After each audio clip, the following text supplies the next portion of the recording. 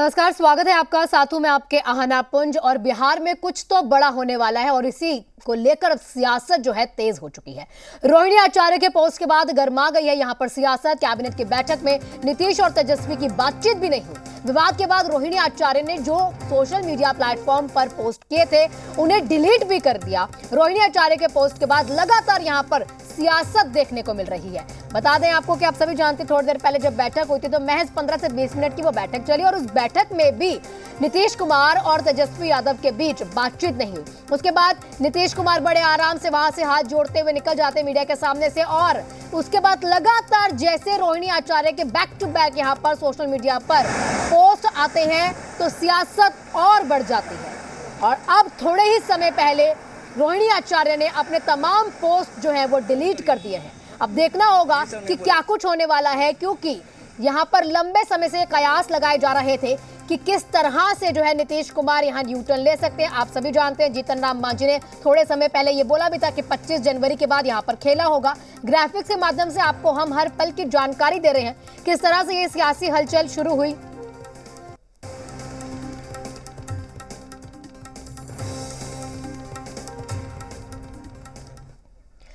और अब आपको ये बताते हैं कि सियासी हलचल के पीछे का पूरा घटनाक्रम आखिर है क्या। केंद्र सरकार ने जननायक कर्पूरी ठाकुर को भारत रत्न देने का ऐलान किया। इसके बाद कल बिहार में जेडीयू के साथ साथ जो अन्य पार्टियां थी उनके द्वारा कर्पूरी ठाकुर पर कार्यक्रम आयोजित किया गया। जेडीयू के कार्यक्रम के दौरान नीतीश कुमार ने एक तरफ जहां पर कर्पूरी ठाकुर को भारत रत्न देने के ऐलान पर प्रधानमंत्री मोदी की तारीफ कर दी तो दूसरी तरफ परिवारवाद को लेकर हमला कर दिया। अब इसे नीतीश कुमार के बीजेपी के करीब आने के संकेत के तौर पर देखा जा रहा है। इसके अलावा कर्पूरी ठाकुर को भारत रत्न मिलने का क्रेडिट लेने की होड़ भी यहां पर दोनों दलों के बीच मच जाती है। जेडीयू इसे नीतीश कुमार के प्रयासों का नतीजा बताती है तो आरजेडी इसे लालू यादव और तेजस्वी यादव के संघर्षों का नतीजा मानती है। वहीं पर राहुल गांधी की न्याय यात्रा में निमंत्रण के बाद सीएम नीतीश कुमार के शामिल नहीं होने की भी यहां बातें आ चुकी हैं। इसके बाद कैबिनेट की बैठक आज हुई और नीतीश कुमार पूरी बैठक में चुप नजर आए। और ये सूत्रों के मुताबिक जो खबर है, ये बैठक महज 15 से 20 मिनट तक ही चली है। यह भी बताया जा रहा है कि इस बैठक के दौरान सीएम नीतीश कुमार और डिप्टी सीएम तेजस्वी यादव के बीच कोई भी बातचीत नहीं हुई और इस बैठक में सीएम नीतीश कुमार और तेजस्वी यादव दोनों ही एक्टिव नजर नहीं आए। वहीं पर लालू यादव की बेटी रोहिणी आचार्य का सोशल मीडिया प्लेटफॉर्म एक्स पर पोस्ट भी यहां पर सामने आ जाता है। उन्होंने इस दौरान परिवारवाद पर नीतीश कुमार के जो बयान थे उसको लेकर अप्रत्यक्ष रूप से यहां निशाना साध दिया है।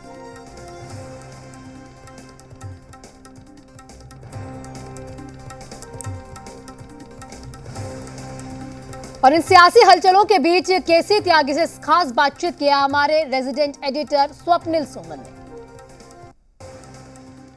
त्यागी साहब, जिस ढंग से बयान सब तरफ से आ रहे हैं, आपको लगता है कि ऑल इज वेल की सिचुएशन है या तलखी कुछ बढ़ी है? हमारी तरफ से कोई तलखी नहीं बढ़ी है। समाजवादी आंदोलन के जो बड़े नेता थे, जयप्रकाश जी, लोहिया जी और आचार्य नरेंद्र देव, तीनों घोषित तौर पर परिवारवाद के राजनीति में प्रवेश के विरुद्ध थे। जब इंदिरा जी का दखल हुआ है राजनीति में तो डॉक्टर लोहिया ने उसका विरोध किया था। और कल यूं भी कर्पूरी जयंती पर नीतीश कुमार जी का संबोधन किसी के खिलाफ नहीं था। वो कर्पूरी जी की प्रशंसा में बोल रहे थे कि 1984 में जब श्री रामनाथ ठाकुर को टिकट दिया गया तो कर्पूरी जी ने उसका विरोध किया था कि मैं अपने परिवार को राजनीति में प्रमोट नहीं करना चाहता। और उन्होंने कहा कि अगर ये चुनाव लड़ेंगे तो फिर मैं नहीं लड़ूंगा। तो कर्पूरी जी की प्रशंसा में, उनकी तारीफ में कहा गया ये वक्तव्य कैसे किसी के विरुद्ध हो सकता है, हमारी समझ से बाहर है। कांग्रेस ने बकायदा एक पत्र दिया है, उसमें खड़गे की तरफ से निमंत्रण दिया गया है, नीतीश कुमार को निमंत्रित किया गया है कि पदयात्रा में शामिल होंगे या नहीं होंगे। नहीं, अभी पार्टी ने तय नहीं किया है। तमाम जो कयास लगाए जा रहे हैं, इसमें इसको कैसे देखते हैं? इसमें कहीं कुछ है या फिर मीडिया में चर्चाएं? आप कोई भी विश्लेषण करने के लिए स्वतंत्र हैं। इंडिया गठबंधन हमारे प्रयासों से बना हुआ गठबंधन है। हमने सबसे पहले चिंता जाहिर की थी कि टिकटों का बंटवारा होना चाहिए। उसमें हुई देरी की वजह से टीएमसी और आम आदमी पार्टी गुस्से में है, नाराजगी में है, जो इंडिया गठबंधन के लिए अच्छी खबर नहीं। शुक्रिया हमसे बात करने के लिए। केसी त्यागी थे जिनसे हम लोगों ने बातचीत करी है और उन्होंने कहा कि जो सीटों के बंटवारे में देरी हुई है इससे कहीं ना कहीं टीएमसी और कांग्रेस में नाराजगी दिखी और उस नाराजगी का नतीजा था कि रास्ता जो है वो एक तरह से उन लोगों ने अपना जुदा किया है। ये उन्होंने सीधे तौर पर केसी त्यागी ने यह भी कहा है कि ऑल इज वेल है, अभी कोई ऐसा कंडीशन नहीं है।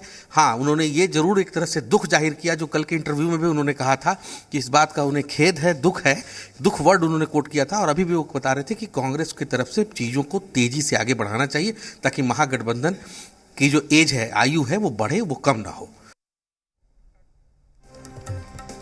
तो केसी त्यागी का रुख यहाँ पर साफ है। वो लगातार यहाँ पर कहते आ रहे हैं कि जिस तरह से कांग्रेस देरी कर रही है, यहाँ यात्रा में वो चले गए और यात्रा में जाने से अच्छा था कि यहाँ पर वो बैठक करके जो सीट शेयरिंग का मुद्दा है वो कहीं ना कहीं इस पर बातचीत करते। और वही कांग्रेस ने निमंत्रण का पत्र अब जारी किया है। लगातार ये बातें की जा रही थी कि निमंत्रण हमें नहीं मिला तो हम यहां पर नहीं आएंगे यात्रा में। तो वहीं अखिलेश सिंह ने कह दिया था कि निमंत्रण गठबंधन के सभी नेताओं को दिया गया है। राहुल गांधी की यात्रा में शामिल होने के लिए निमंत्रण दिया गया और इसको अब जारी कर दिया गया कांग्रेस के द्वारा।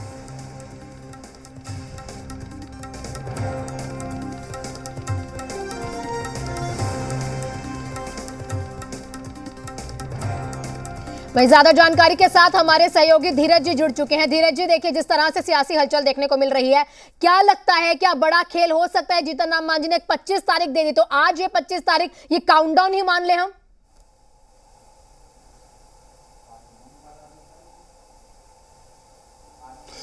देखिए, इससे पहले मैं एक आपको खबर दे दूं, एक बड़ी खबर है, ब्रेकिंग खबर है कि नीतीश कुमार का झारखंड जो दौरा था 3 फरवरी को, वो रद्द कर दिया गया है। सूत्रों के हवाले से ये खबर आ रही है, उनके पार्टी के लोगों के जो यहाँ यूनिट है उनसे बातचीत हुई है, तो नीतीश कुमार का रामगढ़ का जो रैली था वो रद्द हो गया है, ऐसी खबरें आ रही है। तो एक बड़ी खबर है ये सियासी हलचल के बीच, बिहार के सियासी हलचल के बीच ये एक बड़ी खबर मैं आपको दे रहा हूं कि नीतीश कुमार का रामगढ़ में जो रैली थी 3 फरवरी को वो रद्द कर दिया गया है, ये सूत्र हमारे बता रहे हैं। तो एक सियासी एक खबर अपने आप में एक मायने रखती है, जो सियासी हलचल बिहार में अभी बनी हुई है उसको लेकर के। जी वहीं धीरज, ये तमाम जानकारियां तो आप हमें दे ही रहे हैं, लेकिन हमारे सहयोगी रजनीश जी भी हमारे साथ जुड़े हुए हैं, उनसे भी एक अपडेट ले लेते हैं कि अभी तक क्या कुछ चीजें, क्योंकि देखिए पोस्ट डिलीट हुआ रजनीश जी,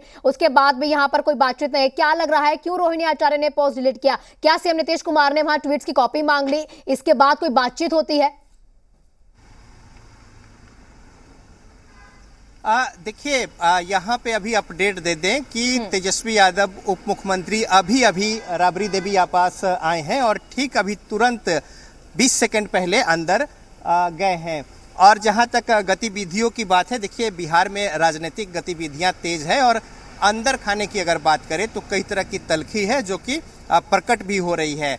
हालांकि जो ट्वीट थे वो ट्वीट मिटा दिए गए हैं, लेकिन जिस तरीके से बातें हैं इससे पहले भी जेडीयू की ओर से कहा जा रहा था कि कई तरह की बातें जो है प्रत्यक्ष अप्रत्यक्ष तौर पर सोशल मीडिया के जरिए जो निशाना साधा जा रहा है वो कहीं से उचित नहीं है। लेकिन आज की जो गतिविधियां हैं और जो डेवलपमेंट है इसको लेकर अंदर खाने कई तरह की बात है। और जहां तक गठबंधन की बात है, इससे पहले भी जो बातें निकलकर सामने आई थी, अब एक तरीके से कहें कि पैचअप की कोशिश जो है वो पूरे तौर पे चल रही है, जो बातें काफ़ी आगे तक निकल गई और जो कि रिवील्ड हुई, जो पब्लिक डोमेन में बातें गई हैं।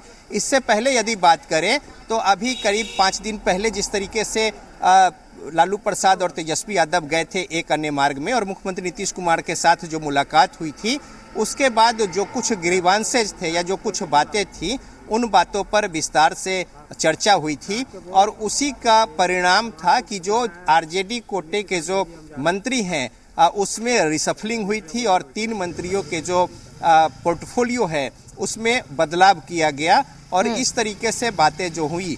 इसके अलावा सीट शेयरिंग से लेकर तमाम जो दूसरे महत्वपूर्ण मुद्दे थे आहना और जो राजनीतिक डेवलपमेंट था उसको लेकर भी जो कहीं कुछ कंफ्यूजन थे वो सारी बातें दूर हो गई। तो इस तरीके से आप कहेंगी कि आरजेडी के ओर से जो कुछ भी था वो दूर कर लिया गया, जो ऑब्स्टेकल था, जो गतिरोध था, ये जो ग्रीवांसेस थे, जो कुछ शिकायत थी। और इसके अलावा जो कहीं कुछ आगे कंफ्यूजन है वो तमाम बातें जो हैं आरजेडी की ओर से दूर कर ली गई थी।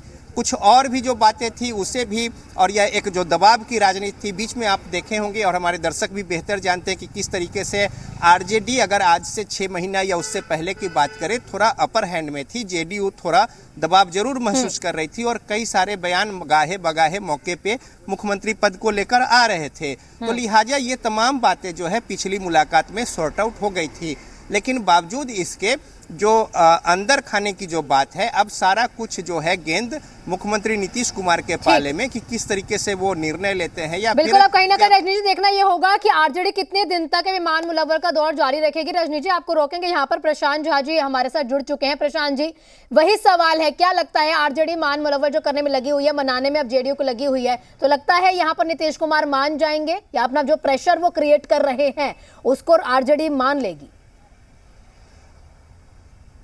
देखिए आना, जो सिचुएशन सामने आया है उसमें कहीं से भी नीतीश कुमार मानने की स्थिति में नहीं है।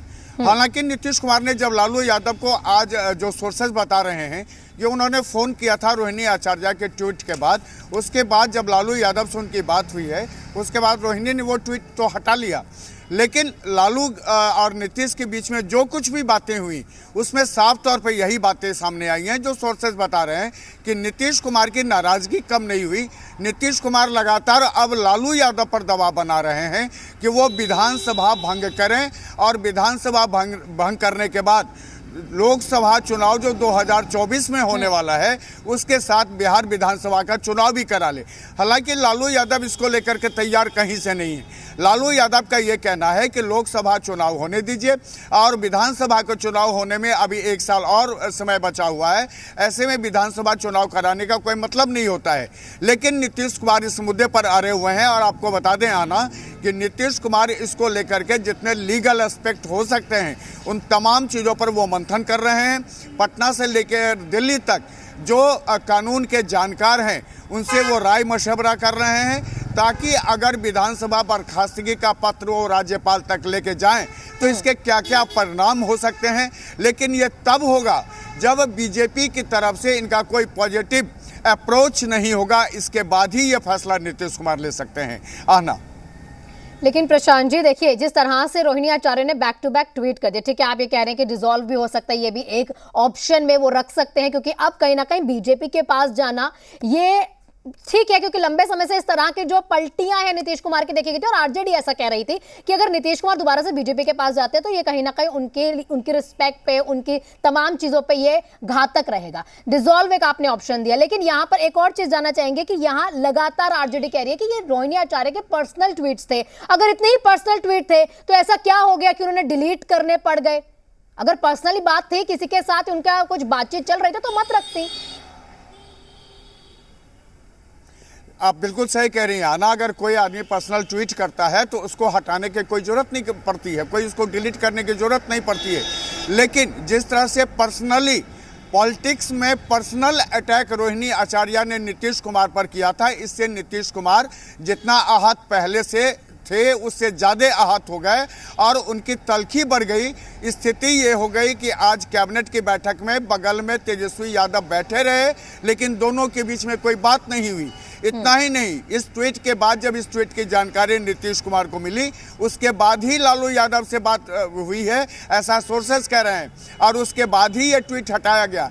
लेकिन आप जान लीजिए कि पहले किसी पर आप अटैक कर दीजिए, पहले किसी की तौहीनी कर दीजिए, उसके बाद आप ट्वीट डिलीट कर दीजिए, इसका कोई मतलब नहीं होता है। नीतीश कुमार लगातार ये कहते रहे थे तेजस्वी के बारे में या लालू यादव के बारे में, लालू यादव को अपना बड़ा भाई मानते थे और तेजस्वी को अपना उत्तराधिकारी सौंपने के चक्कर में वो थे। लेकिन जो राजनीतिक हालात बदले उसके बाद से ये साफ सामने आ गया कि जिस तरह से पहले लालू यादव ने दबाव बनाया था नीतीश कुमार पर, अब वो चीज़ें पलट गई हैं। अब नीतीश कुमार सीधे तौर पर ना सिर्फ दबाव बना रहे हैं बल्कि विधानसभा भंग करने के तैयारी में लगे हुए हैं और इसको लेकर के वो लालू यादव को राजी करने पर लगे हुए हैं। हालांकि आप इस जो ट्वीट देखिएगा रोहिणी का, उस ट्वीट में जो तीसरा ट्वीट है वो बहुत ही इंपॉर्टेंट ट्वीट है, क्योंकि उसमें वो चीज़ें बहुत ही शेयर की गई हैं कि कैसे जो व्यक्ति पहले क्या था वो अपने बारे में नहीं सोचता। यानी नीतीश की गलतियां और नीतीश जो अब तक करते रहे हैं उस पर भी उसने अटैक किया था। इन सब चीज़ों को देखने के बाद यही लगता है कि आगामी जो दिन है, आने वाले जो दिन हैं, उसमें नीतीश कुमार जैसा जो निर्णायक राजनेता है वो कोई बड़ा फैसला ले सकता है और वो फैसला बिहार की सियासत के लिए एक बड़ी घटना हो सकती है। प्रशांत जी, जिस तरह से आपने ये जानकारियां दी हैं कि ये डिसॉल्व भी हो सकती है, तो एक चीज यहाँ पे जानना चाहेंगे, तीनों बड़ी पार्टीज हैं, बीजेपी, आरजेडी और जेडीयू, तो इन तीनों के पास क्या क्या ऑप्शन रह जाएंगे? किसके लिए ये बेनिफिशियल रहेगा और किसके लिए ये घातक हो सकता है अगर डिसॉल्व हो जाती है तो? देखिए अना, सबसे बड़ी बात यह है कि आरजेडी अभी सबसे बड़ी पार्टी है। अगर राज्यपाल के पास विधानसभा भंग करने का ऑप्शन जाता है और इसमें समय 1 साल से अधिक का है, तो राज्यपाल के सामने यह ऑप्शन होता है कि वो सबसे पहले जो राज्य की जो बड़ी पार्टी है उसको वो सरकार बनाने का निमंत्रण दे सकते हैं। यही चीज़ें खटक रही हैं नीतीश कुमार को। नीतीश कुमार इसी कानूनी पहलू को तलाश रहे हैं कि आखिर वो कौन सी कानून की धाराएं हैं या उपधाराएं हैं या संविधान में इस चीज़ का उल्लेख है कि नहीं है कि अगर विधानसभा का जो नेता है वो अगर जाके बर्खास्तगी की बात करता है तो उस पर राज्यपाल क्या क्या निर्णय ले सकते हैं। और ये बात, एक बात और मैं बता दूं कि दूसरी तरफ अगर ये बर्खास्तगी का ऑफर जाता है और आरजेडी अपना क्लेम करती है वहाँ पर सरकार बनाने को, तो ऐसे में जेडीयू बीजेपी जो है वो भी जेडीयू को समर्थन दे सकती है, जैसा कि इससे पहले भी 2017-18 में किया गया था। समर्थन दे करके नीतीश कुमार फिर से अपनी सरकार बचाने की कोशिश कर सकते हैं। लेकिन इन तमाम कानूनी पहलू जो है, इस पहलू पर अभी विचार चल रहा है, मंथन चल रहा है। जो बड़े बड़े संविधान विशेषज्ञ हैं उनसे राय मशवरा ली जा रही है कि क्या क्या ऑप्शन है और कैसे विधानसभा को भंग करके लोकसभा के साथ इसके चुनाव कराए जा सकते हैं। एक खतरा इसमें और आता है कि अगर ये बर्खास्तगी की बात होती है तो कहीं केंद्र सरकार यहाँ राष्ट्रपति शासन न लागू कर दे या केयर टेकर गवर्नमेंट की बात न कर दे। तो इन सब पहलुओं को यहाँ देखा जा रहा है और इस पर जब कुछ ठोस निर्णय पर नीतीश कुमार पहुंचेंगे तभी वो अगला स्टेप उठाएंगे। आहना, ठीक। प्रशांत जी, हमारे साथ रजनीश जी भी जुड़े हुए हैं। रजनीश जी, जिस तरह से आप तमाम जानकारियां दे रहे थे कि ठीक है अब जो तेजस्वी यादव है पहुंच चुके हैं, लेकिन लगता है अब शाम में कोई मीटिंग हो या कुछ ऐसा हो कि नीतीश कुमार को यहां मनाया जाए, क्योंकि नीतीश कुमार जिस तरह से लालू यादव पे प्रशांत जी बता रहे हैं कि प्रेशर कर रहे हैं कि डिसॉल्व की एक ऑप्शन उनके पास बचता है। देखिए आहना, ट्वीट जैसा मुद्दा कोई मुद्दा नहीं है और ट्वीट से न सरकार बनती है, ट्वीट से न सरकार बिगड़ती है। अगर आपस में सामंजस्य अच्छे हों और अच्छे कोई दो मित्र हों तो कोई गाली भी दे दे तो कोई फर्क नहीं पड़ता है। और जज्बात से राजनीति नहीं चलती है, जज्बात से सरकार नहीं चलती है। और मुख्यमंत्री नीतीश कुमार कोई कच्चे खिलाड़ी नहीं है और राजनीति के कोई नौसिखिया नहीं है कि ट्वीट को लेकर जज्बात दिखा दें और ट्वीट को लेकर नौबत यहाँ तक आ जाए। देखिए, सवाल ये नहीं है और बात भी ये नहीं है, जब तक कोई परिणति न अंतिम रूप से निकल कर आ जाए, कोई इस तरीके का रास्ता या समीकरण न बन जाए, जब तक आगे का कुछ बढ़िया बेहतर विकल्प न मिल जाए, तो अच्छी खासी सरकार चल रही है, कोई भी रोड पे या सड़क पे नहीं आ जाएगा। ये समझने की बात है, व्यवहारिक बात है। और सत्ता कोई ऐसी चीज़ नहीं है कि कोई गाली दे दे, कोई ट्वीट दे दे, ऐसे फेंक कर वैसे चले जाए, तो ऐसी कोई बात नहीं है। अब रह गई बात कि बिहार में जो कुछ वस्तु स्थिति है, 3 धरे मजबूत है। यहाँ पे लोकसभा का चुनाव सामने में है, सबसे जो महत्वपूर्ण पहलू है वो 40 सीटों का है। अब इसमें किस तरीके से मजबूत स्थिति होगी, अगर दो कोई धरे आपस में दोनों विन विन सिचुएशन में है तो जाहिर तौर पे बात जो है वो बनती दिखाई देती है। और फिर उसके लिए बहाना या तत्कालिक कारण 1 दर्जन या 100 बहाना जो है पहले से रेडीमेड रहते हैं, तैयार रहते हैं। वही चीज़ अच्छी हो जाती है, वही चीज़ खराब हो जाती है।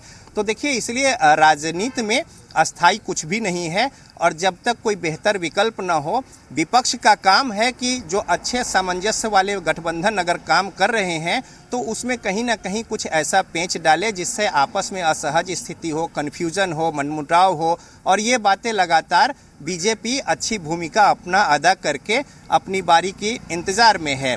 अब जाहिर तौर पे बयान तो कोई भी यही देगा कि हमें कोई ज़रूरत नहीं, हमें कुछ भी नहीं, हम अकेले अपने दम पे सारी बातें हैं। लेकिन जब शीर्ष नेतृत्व ऊपर के स्तर पर, चूँकि यहाँ पे निर्णय लेने को लेके आरजेडी की ओर से लालू प्रसाद हैं, तेजस्वी यादव हैं, नीतीश कुमार जेडीयू के नीति नियंता हैं, सर्वे सर्वा हैं, तो इस तरीके से यहाँ पे अपने तरीके से वो निर्णय लेंगे। लेकिन ये सच है कि अंदर खाने जो इंडी गठबंधन की जो बातें हैं और जो वहाँ पे कई सारे कन्फ्यूज़न हुए हैं, चाहे वो यात्रा के लेके हो या फिर अभी जो 29 को किशनगंज और पूर्णिया और फिर कटिहार अररिया होते हुए बंगाल में जो यात्रा को जाना था और वहाँ पे ममता बनर्जी ने जिस तरीके से अकेले लड़ने की बात कही है या फिर पंजाब से जिस तरीके से बयान आए हैं, ये तमाम बातें जो है धीरे धीरे एक रास्ता या एक पैसेज जो है बीजेपी के लिए बेहतर साबित होता हुआ दिख रहा है। और दूसरी ओर जो कागज पे 2 जोड़ 2 4 वाली बातें हैं, लेकिन जब तक वो कन्वर्ट न हो तो महज मन मिजाज और विचार जब तक एक न हो, उसके लिए खींचतान जो है और हर कोई अपने आप को चाहे वो वजूद कितना भी रखता हो किसी से कम समझने को तैयार नहीं है। तो ऐसे में जो घटक दल हैं कई सारे जो मिलकर एकजुट होने की कोशिश कर रहे हैं, वहाँ पे खींचतान जो है वो चल रही है और ये खींचतान भी एक संकेत जो है वो दे रहा है कि आखिर जिस ओर कोई जाना या कोई ले जाना चाहता है उसकी ओर बातें बनती हुई दिख रही हैं। तो बहरहाल ये सारी बातें प्रिडिक्शन की है। अंदरूनी अंतिम तौर पे जो बातें यही है कि मौजूदा स्थिति में आपस में खटपट है और ये अभी से नहीं बल्कि पिछले आप 2 महीनों से आप देखेंगे तो कोई भी बता देगा कि दोनों जो महत्वपूर्ण घटक दल है इंडिया महागठबंधन के, उसमें स्थिति जो है वो सहज नहीं है। हालांकि जब लालू प्रसाद और तेजस्वी यादव एक अन्य मार्ग जाकर मुख्यमंत्री नीतीश कुमार से मिले थे तो बातें अपनी ओर से आरजेडी ने सारा कुछ स्पष्ट करके जो कुछ भी बातें थी उसे दूर कर लिया था। लेकिन अब ये फिर से वही बात है कि गेंद जेडीयू यानी नीतीश कुमार के पाले में है कि वो किस तरीके से क्या कुछ निर्णय लेते हैं और वो जो निर्णय लेंगे तो कोई ऐसे हल्के में कोई निर्णय नहीं लेंगे कि वो कुछ ऐसे सोच ले या फिर ऐसे हो जाए या फिर ट्वीट को लेकर आहत हो जाए। तो देखिए ये राजनीति है, राजनीतिक अपने तरीके से काम करते हैं, जोड़ तोड़ समीकरण, आगे का प्रोजेक्शन और फिर दूरदृष्टिता। और अब नीति सिद्धांतवाद जैसी कोई चीज़ नहीं है, सारा खेल सत्ता का है और ज़्यादा से ज़्यादा सीटों पे काबिज होने का है और कंफर्टेबल स्थिति का है। तो ऐसे में जो कुछ मुफीद होंगे जेडीयू उस अनुसार कदम उठाएगी। तो बहरहाल सबकी नज़र जो है वो टिकी हुई है कि आगे का जो कदम है वो क्या होगा और सब कुछ इसी पर मामला जो है वो टिका हुआ है।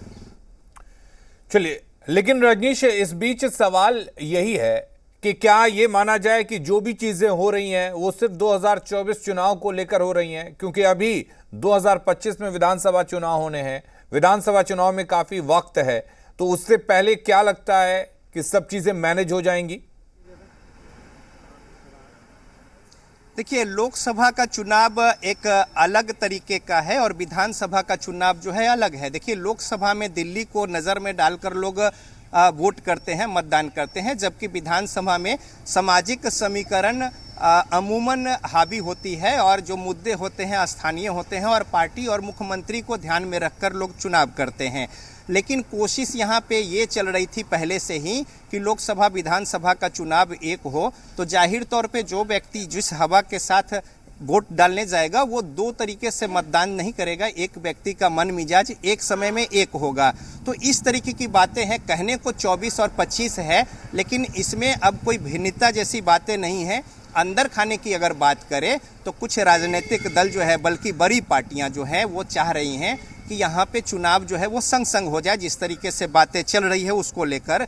लेकिन आरजेडी जो है अपनी ओर से वो उसी तरीके से तैयारी में है कि 24 में स्थितियाँ जो है वो देख ली जाएं और उसके बाद 25 का बात सामने में आता है। तो अब सवाल है कि जो राजनीतिक दल गठबंधन की सरकार में अपना खुद का निर्णय और अपने बूते सरकार यहाँ पे है नहीं, कई लोगों को साथ लेकर चलने की बात है।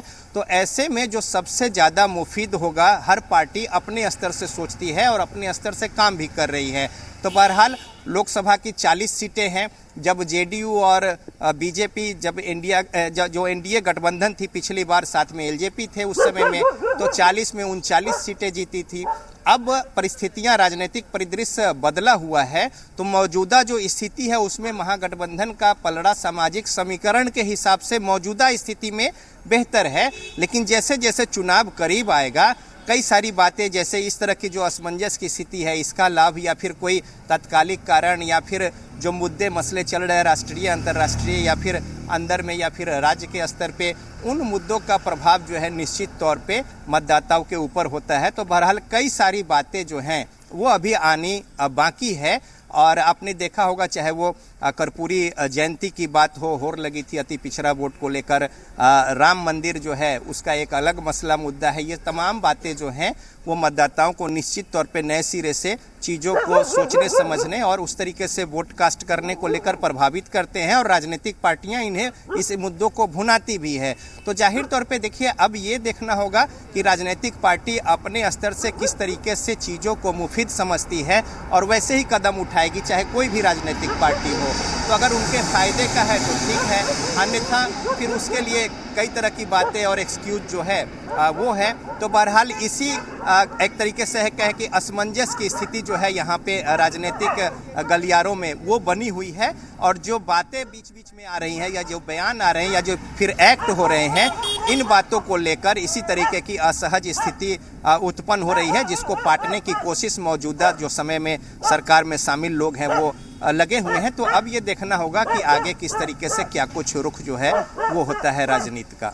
चलिए, बिल्कुल ये देखने वाली बात होगी रजनीश कि क्या कुछ आगे होता है, और हमारी नजर भी लगातार इस बड़ी खबर पर, इस बड़ी हलचल पर बनी हुई है, क्योंकि जिस तरीके की हलचल पटना से लेकर दिल्ली तक है, उसके बाद कई तरह के मायने निकाले जा रहे हैं, कई तरह की बातें कही जा रही हैं, एक दूसरे को जेडीयू और आरजेडी की तरफ से मनाने की कोशिशें की जा रही है।